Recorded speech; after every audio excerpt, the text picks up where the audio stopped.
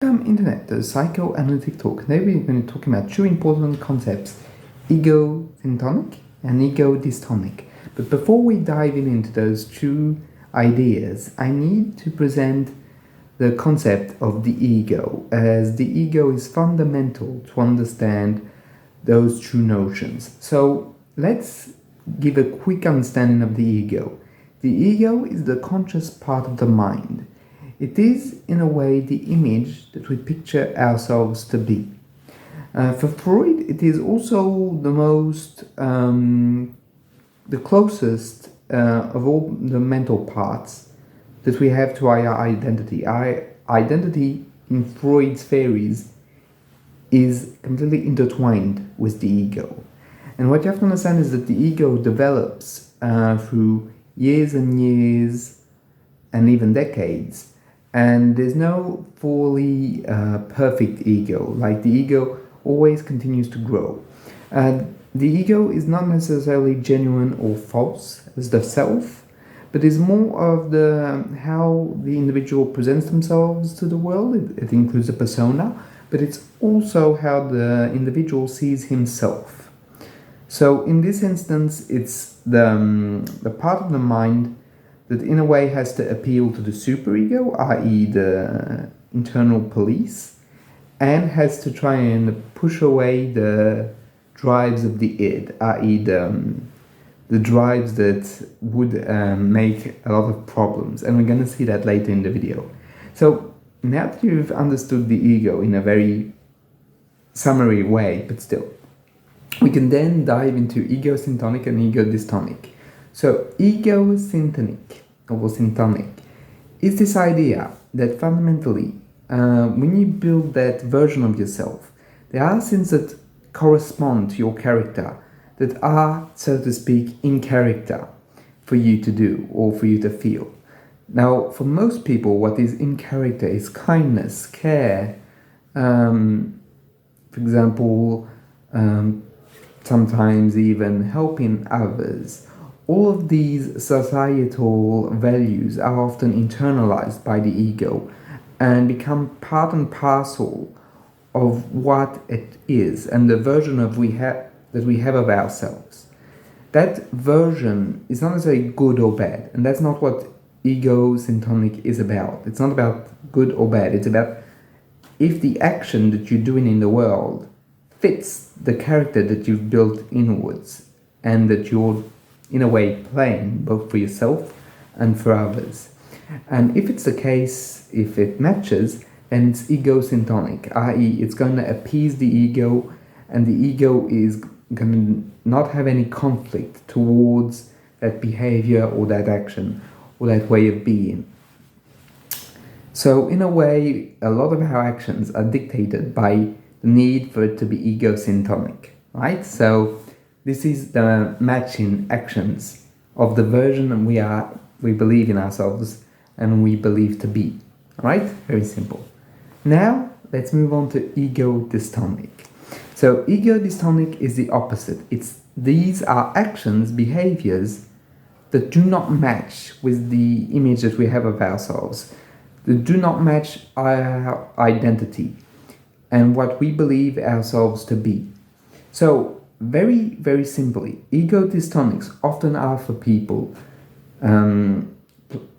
acts of revenge, pettiness, all of the stuff, that the society shuns, often tends to be for us egodystonic. But it can also be actions that, for example, if we fail, we might think, oh, but I never failed this task before, and this becomes egodystonic because it creates tension, because the ego no longer matches what is happening. The action and the ego spread apart, which creates a tension in which the individual has to, in a way, process and digest that egodystonicness and find a suiting narrative as to why it happened. People in good mental health can often reintegrate the distonic elements quite rapidly. They might even say, yeah, my bad, it has happened, I'm very sorry, and then move on. The whole point of being said that perhaps also forgiveness also of the ego and of the self allows for the ego-dystonic elements to be less hurtful to the ego. Because what you have to understand is that the ego is already fighting against the id and trying to please the superego. So having something that just doesn't fit well is an extra source of pressure for the ego and for the mind on the whole. So it tries to cope with it. So I was saying early in the video that egosyntonic and egodystonic have no moral connotations that are withheld with them. Even though society guides us through positive values or negative values, and often we internalize those values through, of course, the father figure, the parents, school, and so on and so forth. We internalize helping each other out, like caring is sharing. Since like, for example, you see someone vulnerable, you propose your help. All of these elements are constitutive of your character because you've internalized that through doing that, you're gratifying the world and the world will then help you. It's a positive circle. However, there is the possibility, and we see that in personality disorders, that sometimes certain values are not egosyntonic, like helping someone out might absolutely not be egosyntonic at all. In certain cases even, taking advantage might be egosyntonic. Like, so for example, let's say someone that is a con artist. If he doesn't con someone, he might think afterwards, oh shit, I missed a chance of robbing someone. I could have had that money to use it for this, Y, or Z. And here, in his own subjectivity, we can see that the effect of robbing someone is not egodystonic, it's egosyntonic, i.e. it falls in line with who he thinks to be. And therefore it does not create any pressure in his subjectivity. Even perhaps worse, being kind would perhaps for the con artist be a sign of egodystonicness, right? So being kind or having to give or being pressured to give might be like, hell, I should have kept that money for me, and so on and so forth. So here we can see that fundamentally egosyntonic and egodystonic have nothing to do with moral values. It only has something to do with how we see ourselves in the light of the actions we commit or that we do.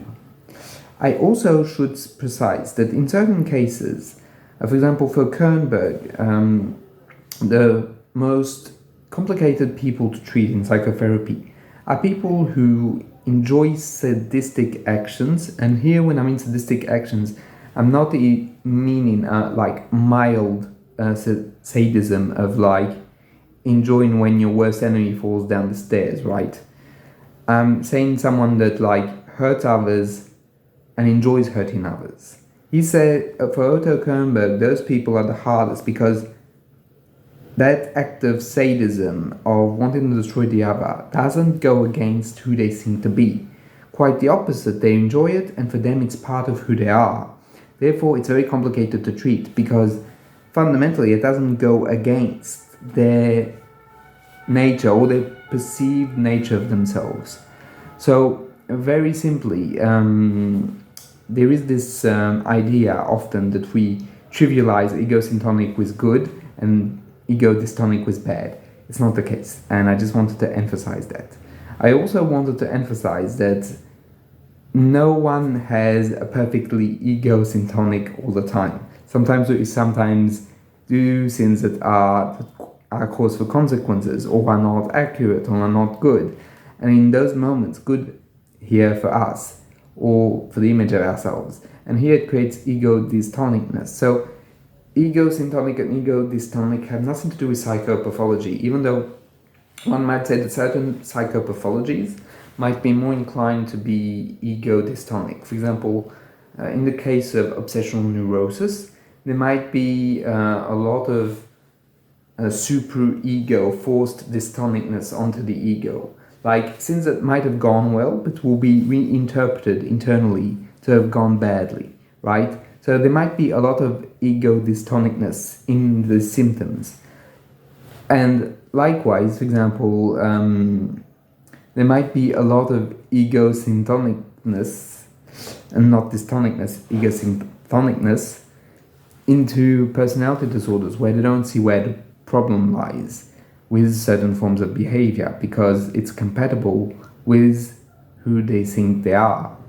So here it's a very interesting concepts because in this we have the nature of subjectivity, of how you are for yourself, not who you are towards society. And I found that very interesting as it gives another layer that behavior is not just an interpersonal action, it is, but not just, because there is this layer of phenomenology, of subjectivity inside of our actions. And I found it to be very, very interesting. Anyway, this is my understanding of egosyntonic and egodystonic. If you like the video, please feel free to comment, or if you want to say something. I'll see you in the next one.